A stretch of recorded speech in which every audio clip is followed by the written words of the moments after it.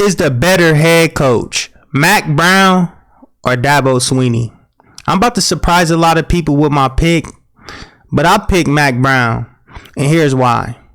I think Dabo Swinney is one of those overhyped head coaches.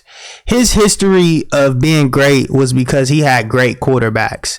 These last 2 years, we kind of see what Dabo is without a great quarterback.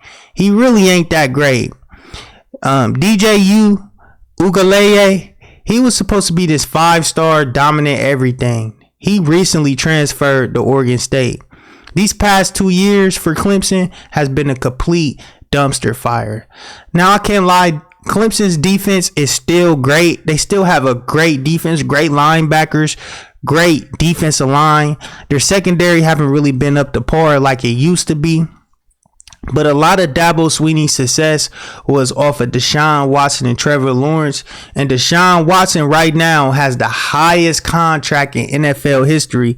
Lamar Jackson is trying to get that contract right now. And Trevor Lawrence just almost led his team to the AFC Championship in his second year in the league. Them are two superstar quarterbacks that Dabo had. And a lot of their success was because of those two superstar quarterbacks. When Dabo Swinney didn't have a superstar quarterback, he didn't lead his team to anywhere. They didn't even went to the playoffs these last 2 years. They didn't even sniff the playoffs. You feel me? The last time they was in the playoffs, they lost to Ohio State. So Ohio State broke Dabo Swinney. He has not been the same since they lost Trevor Lawrence. So I picked Mack Brown, and here's why. Mack Brown has done more with less. He had his team in the ACC championship this year. I understand that they lost, okay, but he had a first-year quarterback in Drake May, and what they did was so underrated, and nobody really pays attention to teams that does stuff like that.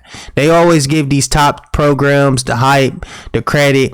The SEC teams that's at top, LSU, Alabama, Georgia, they always get the credit, but you don't really see a coach that, did a great job. He had Drake May come in as a freshman quarterback, and Drake May set all type of records. One of the best quarterbacks, if not the best quarterback in the nation, behind Caleb Williams this year. I'm going to do a video on that later. Mack Brown's defense is always surprisingly good. I feel like I like their defensive scheme too. I like how he schemed up his defense.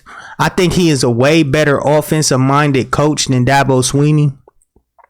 Dabo Swinney gets led off, coordinators. He's more so like a Nick Saban coach. The coordinators run away, like Brent Venables. Brent Venables is the head coach at Oklahoma. Brent Venables is a great defensive coordinator, like one of the best in the nation.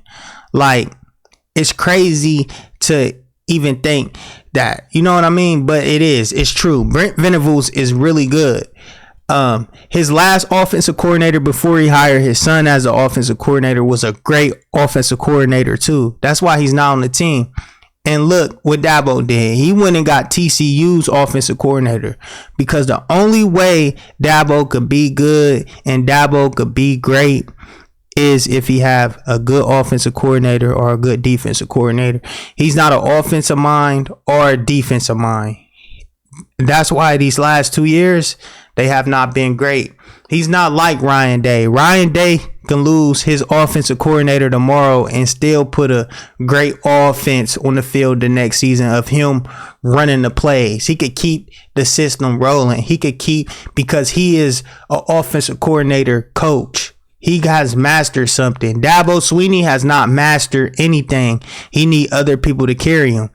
And I just think Mack Brown, he's just an OG coach. He been through a lot. He great at what he do. He's a great offensive coordinator. Look at the numbers that Drake May put up this year, and then look at the numbers DJU put up. DJU was a 5-star everything coming out of high school. 5-star.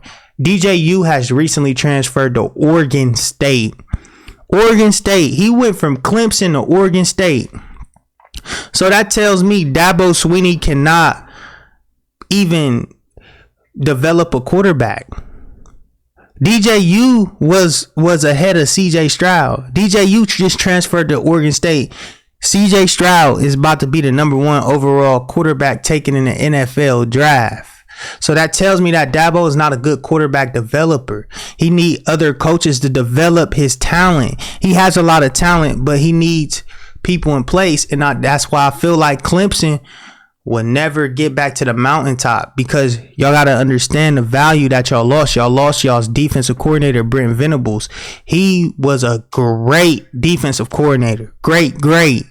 Like, mastermind at it. He don't have that no more. I don't even know y'all's defensive coordinator. He's a no-name. But I knew when we played Clemson who we had to go against. His name popped up in my head, Brent Venables. But y'all tell me who's a better coach. I know y'all going to be in the comment section saying, you're crazy, this is a bad take, this is horrible take, whatever. Dabo just recently beat North Carolina. But listen, I understand that he just recently beat them. But what I'm saying is, he beat North Carolina because of the first year experience at quarterback.